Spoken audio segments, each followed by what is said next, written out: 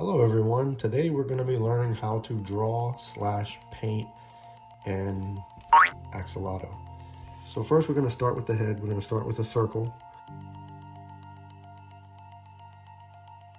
Then we're going to come out here. I'm going to kind of wrap around here. And that's just going to be for the shoulders and the body.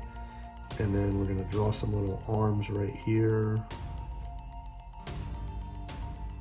Like that. Either side, we're going to draw the little projections coming out. Right here, draw your line, make your curve, come back around, and do like that. Do the same thing 2 more times on each side. And you want to make it kind of bow out more wider and then come back in a little bit tinier at the base. Ovals for the eyes.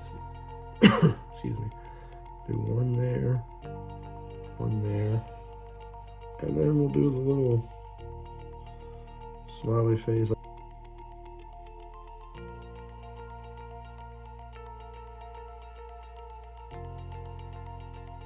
Here's the basic framework of the axolotl. Go ahead and like the video. Let me know what you thought about this tutorial step by step.